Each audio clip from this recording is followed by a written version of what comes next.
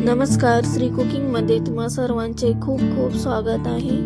तर आज आपण बनवणार आहोत फक्त 20 मिनिटांमध्ये गावरान पद्धतीने झणझणीत मटण रस्सा. तर ही रेसिपी बनवायला खूप सोपी आहे. तर चला मग रेसिपीला सुरुवात करूया. तर इथं मी अर्धा किलो मटण घेतलेलं आहे. आता याला हळद आणि मीठ लावून घेऊया. तर इथं 1 चमचा हळद घेतलेली आहे मी. 1 चमचा मीठ घालून घेत आहे. हे सर्व मटणाला व्यवस्थित मिक्स करून घ्यायचं आहे. हे बघा, मी मटणाला व्यवस्थित हळद आणि मीठ लावून घेतलेलं आहे. आता आपण हे साईडला ठेवून देऊया 15 मिनिटासाठी. तर इथं मी गॅसवर कुकर ठेवून घेतलेला आहे.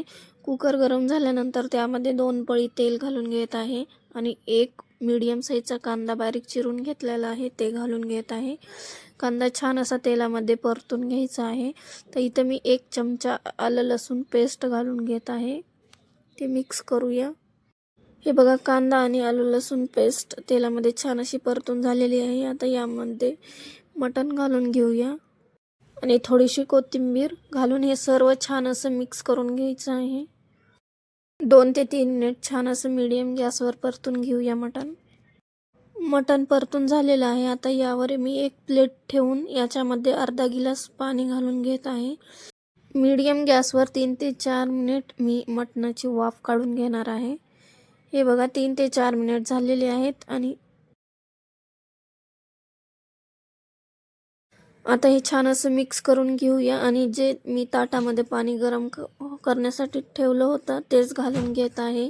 ते अर्धा गिलास पाणी होतं आणि आणखीन 1 गिलास मी पाणी घालून घेत आहे आणि हे मिक्स करून घेऊया.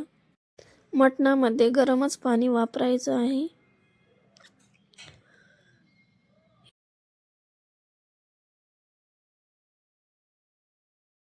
हे बघा, छान अशी उकळी आलेली आहे. आता मिक्स करून घेऊया आणि कुकरचं झाकण लावून मीडियम गॅसवर 4 ते 5 शिट्ट्या काढून घेऊया. मी इथं 5 शिट्ट्या काढून घेतलेल्या आहेत. कुकर थंड झाल्यानंतर कुकरचं झाकण काढून घेत आहे. ते मिक्स करून बघूया मटण शिजलंय का नाही ते. हे बघा, छान असं आपलं मटण शिजलेलं आहे. 4 ते 5 शिट्ट्यामध्ये छान असं मटण शिजतं. तर इथं एक वाटण तयार करून घ्यायचं आहे. त्यासाठी मी इथं 2 चमचे खोबरं भाजून घेतलेलं आहे. 1 कांदा उभा चिरून भाजून घेतलेला आहे.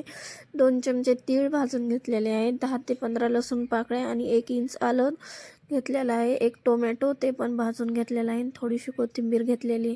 हे सर्व साहित्य मिक्सरला बारीक करून घ्यायचं आहे.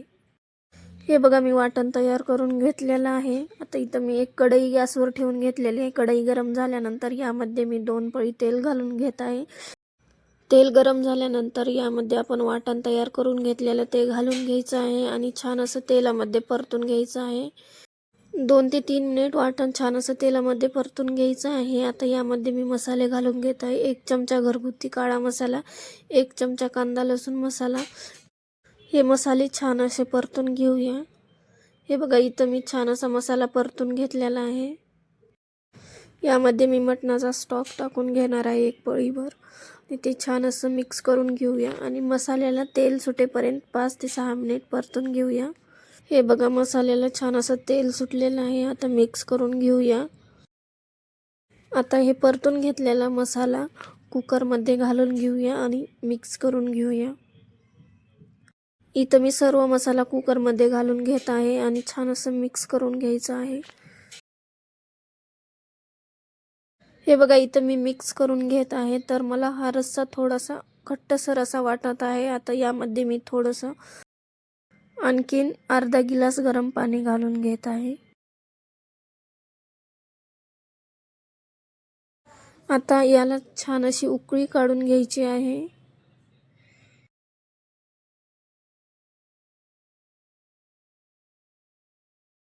बघू शकता तुम्ही किती छान अशी उकळी आलेली आहे रश्श्याला.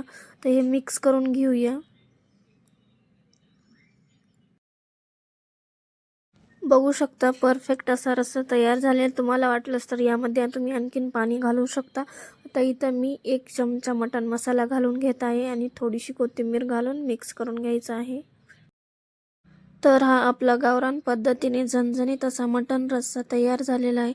हा रस्सा तुम्ही ज्वारीच्या भाकरीसोबत किंवा बाजरीच्या भाकरीसोबत खाऊ शकता, खूप छान लागतो.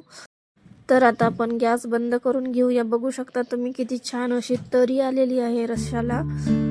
तुम्हाला ही रेसिपी कशी वाटली ती मला नक्की कमेंट करून सांगा. रेसिपी आवडली असेल तर लाईक आणि शेअर करायला अजिबात विसरू नका. अशाच नवनवीन रेसिपी पाहण्यासाठी चॅनलला सबस्क्राईब करा. धन्यवाद.